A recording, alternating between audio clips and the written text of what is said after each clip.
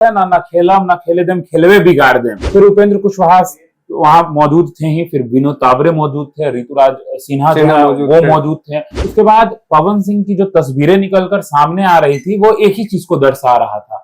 तो जो पहले कुशवाहा की वोट जो पवन सिंह से कट रही थी, उपेंद्र कुशवाहा का हारने का बड़ा कारण क्या था? ओरमा ग्रुप, जो सोचता है वो करता है, आपके अपने सपनों का आशियाना। नमस्कार, भारत लाइव देख रहे हैं। मेरा नाम है उत्तम कुमार। राजनीति में न कोई अस्थायी दोस्त होता है, न ही कोई दुश्मन। देखिए, आज हम इसी विषयों पर चर्चा करेंगे। क्या कुछ पूरा मामला है, हम अपने सहयोगी से जानेंगे। हमारे साथ हमारे सहयोगी दीपक हैं। दीपक, क्या कुछ कहिएगा? आज तो आप एकदम शुरू कर दिए वो लाइन बोल के, जिससे लोगों को समझ आ गया होगा कि किस खबर के बारे में आज हम बातचीत कर रहे हैं। एकदम डायलॉग मार के स्टार्ट किए। राजनीति में ना कोई दोस्त होता है ना कोई दुश्मन। आपका इशारा नहीं, आप हमसे तो सीख ही रहे हैं, लेकिन आपका इशारा हम समझ रहे हैं कि आप किस नेता की ओर इशारा कर रहे हैं। कुछ समय पहले एक शो में थे, अब मुलाकात हो गई नेता से, तो आप कह रहे हैं कि राजनीति में ना कोई दोस्त होता है ना दुश्मन। शो छोड़ के आ गए हैं यहाँ चुनाव में सक्रिय होने। बिल्कुल। क्या लगता है आपको? आपसे एक बात, देखिए, एक रियलिटी शो में थे और उसके बाद किसी वजह से वो बाहर आए हैं। और अब जो आज जो घटना हुई है वो बिहार की सियासत में काफी जो है हलचल मचाएगी। क्या किस तरीके से देखते हैं? जिस तरीके से मुलाकात हुई है दिल्ली में, कभी दोस्त थे कभी दुश्मन थे, आज दोस्त बने हैं। देखिए दर्शकों, आज हम आपको बता दें कि हम जो बात कर रहे हैं वो पवन सिंह की बात कर रहे हैं। बहुत अच्छे से बिहार के लोग जानते हैं कि आखिर पवन सिंह कौन है, और कराकट के लोग तो और बेहतर तरीके से जानते हैं कि पवन सिंह कौन है। क्योंकि आपने देखा ही था 2024 के इलेक्शन में, लोकसभा इलेक्शन में पवन सिंह ने किस तरीके से वहां पे जमीनी स्तर पर काम करने के बाद किस तरीके से उपेंद्र कुशवाहा को भारी मतों से कहीं ना कहीं पीछे छोड़ दिया था। तीसरे नंबर पे आ गए थे। पवन सिंह भी नहीं जीते थे, लेकिन वही एक कहावत है ना, ना खेलम ना खेले देम खेलवे बिगाड़ देम। बिल्कुल। तो कहीं ना कहीं वो चीजें तो हो गई थी। बात करेंगे कि लोकसभा इलेक्शन में पवन सिंह ने क्या किया था, लेकिन उसके पहले आपको बता दें कि इसी साल चुनाव है। लेकिन चुनाव से पहले जो ये कुछ खेला होते दिखाई पड़ रहा है, इससे एक चीज तो साफ हो रहा है। पता है क्या? एक चीज दिखाई यही दे रहा है कि जितनी भी पार्टी है वो कोई नहीं चाहती है कि जो हमारे सैनिक है, जो हमारे सिपाही है, वो हमसे दूर रह के हमको नुकसान करे। बिल्कुल। इसलिए सभी अपने सिपाहियों को अपने साथ रखने की कोशिश जो है कर रहे हैं। उसी क्रम में एक मजबूत सिपाही वो आ गए, पवन सिंह। आपने पावर स्टार, आपने एक लाइन जो शुरू में कहा, फिर से हम एक बार जिक्र करेंगे, ना दोस्त ना दुश्मन। बिल्कुल। एक समय ऐसा था 2024 के लोकसभा इलेक्शन में, जब पवन सिंह को टिकट मिली थी आसनसोल से, पश्चिम बंगाल के आसनसोल से, लेकिन पवन सिंह अगले ही दिन वहां से अनाउंस कर दिए थे कि मैं वहां से चुनाव नहीं लड़ूंगा। और उसके बाद किस तरीके से आप देखें, कराकट जाते हैं वो, और उसके बाद क्या कुछ होता है ये साफ तौर पे देखा गया वहां पे। किस तरीके से उपेंद्र कुशवाहा को जो एक मतलब कहा जाए मजबूत तरीके से पवन सिंह वहां से चुनाव लड़े, और उपेंद्र कुशवाहा जो सोच रहे थे कि हम इतने अच्छे तरीके से तैयारी किए हैं, लेकिन उनको कहीं ना कहीं पवन सिंह पीछे छोड़ दिए, पटखनी दे दिया। और वही नहीं, उसके बाद ये भी सुनिए आप, जो वहां से राजा राम सिंह कुशवाहा थे 1 नंबर, उसके बाद पवन सिंह दूसरे नंबर, और तीसरे नंबर पे उपेंद्र कुशवाहा। तो पवन सिंह के काराकाट लड़ने से, पवन सिंह के चलते बस कारा ही काट एनडीए ने नहीं जो है वो लॉस किया था, उसके अलावा भी कई सीटों को पवन सिंह ने लॉस किया, पवन सिंह के चलते डैमेज हुआ था। बिल्कुल। देखिए, आरके सिंह की भी बातचीत होती है, और आरके सिंह को भी लेकर लगातार ये बातें चलती हैं। आरके सिंह ने भी कई बार समझाने की कोशिश किया था कि पवन सिंह की क्या अहमियत है, पवन सिंह की क्या फैन फॉलोइंग है।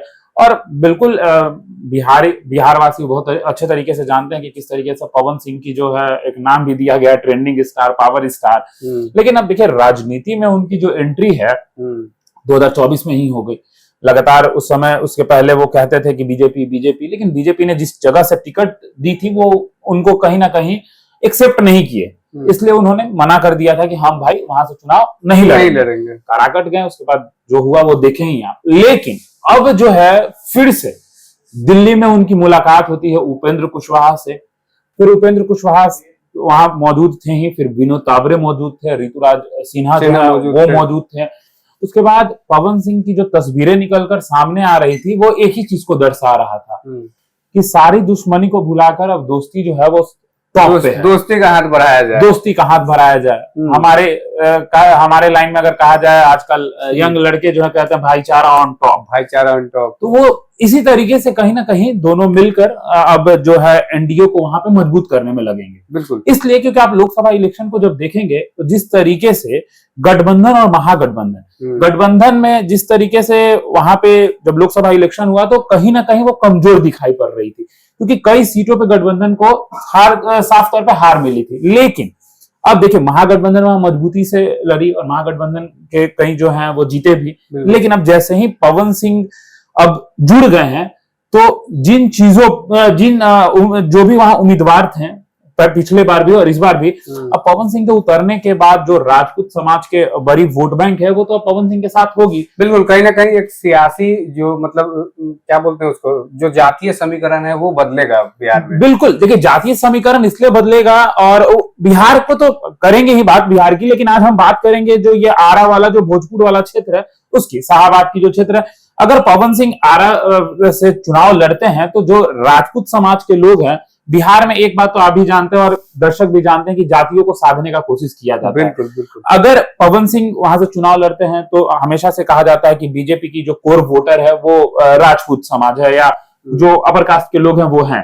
लेकिन अब देखिए अब पवन सिंह भी शामिल हो गए, उपेंद्र कुशवाहा, सब लोग साथ हो जाएंगे तो जो पहले कुशवाहा की वोट जो पवन सिंह से कट रही थी, उपेंद्र कुशवाहा का हारने का बड़ा कारण क्या था?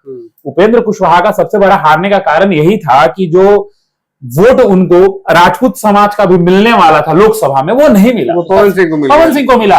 और पवन सिंह को जैसे ही ये वोट मिला वैसे ही उपेंद्र कुशवाहा को वहां हार मिल गई। लेकिन अब फिर से उपेंद्र कुशवाहा और पवन सिंह साथ हो गए हैं और जैसे ही ये साथ में इनकी तस्वीरें आई, लगातार राजनीतिक गलियारों में ये चर्चाएं जो है तेज हो गई कि भाई दुश्मन दोस्त बन गए हैं। और रहा बात जाति को साधने को, तो देखिए अब पवन सिंह के जो लोग जाति के हैं वो तो उनको वोट करेंगे ही, और उसके अलावा और भी जो लोग हैं जो उनके फैन हैं उनको भी आप मत भूलिए, क्योंकि फैन किसी जाति से नहीं होते हैं। हो सकता है आप पवन सिंह के फैन है, हो सकता है हम पवन सिंह के फैन है, हो सकता है पवन सिंह दूसरे जाति से हम दूसरे जाति से, लेकिन फैन है तो भाई वोट तो देता ही है लोग। तो अब जो है पवन सिंह अगर टिकट वहां से मिलता है तो पवन सिंह एक मजबूत दावेदारी पेश करेंगे। बिल्कुल, और गढ़ है उनका बीजेपी का भी एक तरीके से कहा जाता है कि वहां से लगातार गढ़ है। तो अब पवन सिंह का तो भाई दबदबा वहां पे कहा जाए तो है, लोग लगातार आप देखेंगे भोजपुरी के कई गानों में पवन सिंह जब गाते हैं तो आरा का नाम लेते ही हैं, और शायद आरा को बहुत लोग इसकी वजह से भी जानते हैं कि भाई पवन सिंह वहां से हैं। अब जब टिकट ही उनको वहां से मिल जाएगा तो आप सोचिए कि कितना बड़ा जो वोट बैंक है वो पवन सिंह के पास होगा। अच्छा, एक सवाल मेरा ये रहेगा, जिस तरीके से आज वो दिल्ली में उपेंद्र कुशवाहा से मिलते हैं, ठीक है, तो अब कई तरह के अब सवाल ये उठ रहे हैं कि वो शामिल होंगे उपेंद्र कुशवाहा की पार्टी में, तो ये आप देखना दिलचस्प होगा कि वो बीजेपी के टिकट पे लड़ेंगे कि उपेंद्र कुशवाहा के टिकट पे लड़ेंगे, क्या कुछ होगा? देखिए ये अभी साफ नहीं किया गया है, लेकिन हम आपको फिर भी बताते हैं कि ये इन चीजों पे बातचीत जो है लगातार दिखाई पड़ रही है। कई सूत्रों से ये जानकारी मिल रही है कि आरएलएम से उनको टिकट मिल सकती है और वो सीट एनडीए का ही है, लेकिन आरएलएम से सीट उनको देकर, ताकि उपेंद्र कुशवाहा भी जो सीटों की मांग रख रहे हैं उसमें एक मजबूत सीट उनको मिलेगा ना, जहां से जीतेंगे तो कहेंगे कि हाँ भाई हमने इस उम्मीदवार को उतारा था और वो सीट उनकी होगी। तो कहीं ना कहीं पवन सिंह अगर आरएलएम में भी मिलते हैं तो भी भाजपा के साथ ही हैं, अगर भाजपा में मिलते हैं तो भी भाजपा के साथ ही हैं। तो भाजपा को अपने आप को मतलब एनडीए को वहां खुद मजबूत करना चाहती है। अब अगर उपेंद्र कुशवाहा के साथ भी उनके पार्टी से भी वो लड़ेंगे तो उसी मजबूती के तौर से वो दिखाई पड़ेंगे जैसे वो दिखाई पड़ते हैं हमेशा। तो लेकिन दिल्ली में ये जो मुलाकात हुई है उसके बाद बिहार में जो है हलचल काफी अब तेज हो गई है जी। महागठबंधन में भी इस बात की अब खूब चर्चा है। अब देखिए महागठबंधन की आपने जो बात कहा, हमने शुरू में ही ये बताया कि जिस तरीके से महागठबंधन लोकसभा इलेक्शन में भारी पड़ा था, लेकिन अब देखिए लोकसभा में तो भारी पड़ा था, लेकिन अब विधानसभा ये देखना दिलचस्प होगा, क्योंकि अब देखिए मजबूती से जितने समर्थक हैं जो उनके वोटर हैं वो तो अब जो पहले निगेटिव में था वो भी अब पॉजिटिव में हो गया। बिल्कुल, अब जो पहले आपके साथ नहीं थे वो भी अब आपके साथ होगा। तो जो वोट कटने वाले थे वो वोट तो जुड़ने वाले हैं। तो भाई अब महागठबंधन के लिए तो मुश्किलें वहां बढ़ेगी ही ना। बिल्कुल, कहीं ना कहीं जो 2024 में पवन सिंह जब लड़े थे, उपेंद्र कुशवाहा थे, उसके बाद सीपीआई के कैंडिडेट, तो त्रिकोणीय लड़ाई हो गई थी, लेकिन अब लड़ाई दो कोणीय हो जाएगी। जी, तो अब तो वोट अब तो साफ तौर पे दिखाई पड़ रहा है कि पवन सिंह अगर वहां से चुनाव लड़ेंगे तो जो वहां के वोटर हैं, जो वहां के उनके समर्थक हैं, फैन हैं, अब साफ तौर पे अब जातीय समीकरण में तो वहां नहीं बढ़ रहा है। मतलब एनडीए से या आरएलएम से अगर उनको टिकट मिलती है तो पवन सिंह जो है वो चुनाव लड़ेंगे, तो पवन सिंह का जो अपना फेस वैल्यू है उसका फायदा तो होना ही है ना। बिल्कुल। अब देखिए, पिछले बार लोकसभा इलेक्शन में अगर पवन सिंह काराकट से नहीं खड़ा होते तो उपेंद्र कुशवाहा की जीतने की जो संभावना थी वो कहीं बढ़ जाती। बिल्कुल। जहां पवन सिंह को 2 लाख वोट मिला था, वही उपेंद्र कुशवाहा को लगभग 1,71,000 वोट मिला। तो पवन सिंह तो कहीं ना कहीं उपेंद्र कुशवाहा को अच्छे तरीके से डैमेज किए थे। बिल्कुल। और इसी की वजह से दोनों के बीच नाराजगी भी चल रही थी, लेकिन वो नाराजगी अब खत्म हो गई है। आप देखे ही है किस तरीके से विनीत तावरे ने भी कह दिया कि पवन सिंह हमारे साथ शामिल हो गए और एनडीए में है, मिलके काम करेंगे। बिल्कुल। देखिए, जिस तरीके से दिल्ली में उपेंद्र कुशवाहा और पवन सिंह की मुलाकात होती है, उसके बाद जो बातें, कई तरह की बातें हैं वो चलने लगती है कि पवन सिंह जो है अब चुनाव लड़ेंगे। जो कभी दुश्मन हुआ करते थे अब वो दोस्त बन गए हैं। बहरहाल इस खबर में इतना ही। आपकी इस खबर को लेकर क्या कुछ राय है, कमेंट बॉक्स में जानकारी जरूर दें। धन्यवाद। आपके सपनों को हमने सजाया है, ई होम्स पैनोरामा को हमने बनाया है। ई होम्स मेरा एक सपना था जिसपे मैं पिछले 4 साल से काम कर रहा था। हमने जो बनाया है वो सबने है माना। ई होम्स पैनोरामा में हो आपका भी आशियाना। और फाइनली हमने 2021 में इस प्रोजेक्ट को लॉन्च किया। बहुत लोग अप्रिशिएट कर रहे हैं कि पूर्णिया जैसे शहर में, बिहार के, एक तो बिहार की बात करें उसमें भी पूर्णिया जैसे छोटे जगह में इस तरह का लाइफस्टाइल देना, ये सुन के हम लोगों को बहुत अच्छा लगता है। ई होम्स में हमने कुछ और भी किया है, जैसे हम जिस जगह में रह रहे हैं हमारे फैमिली सिक्योर हो, उनको सिक्योरिटी का ध्यान में रखा है। आपकी सुविधा और सुरक्षा आपके लिए खास है, ये आपका विश्वास है। इसमें आर्टिफिशियल इंटेलिजेंस का 7 लेयर सिक्योरिटी का हमने इस्तेमाल किया है। लस ग्रीन कैंपस को बनाया है। यदि हमारा बाउंड्री वाल है तो वो वर्टिकल गार्डन है।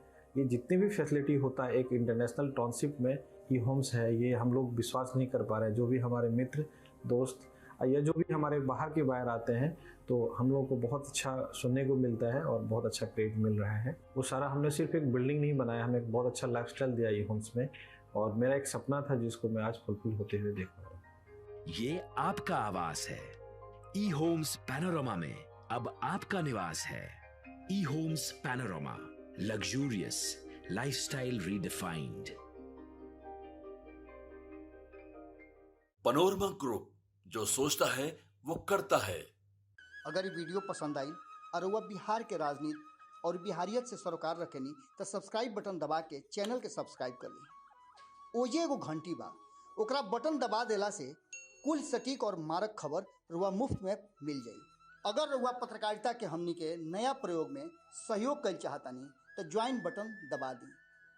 पेटीएम नंबर नोट कर ली 9386816700।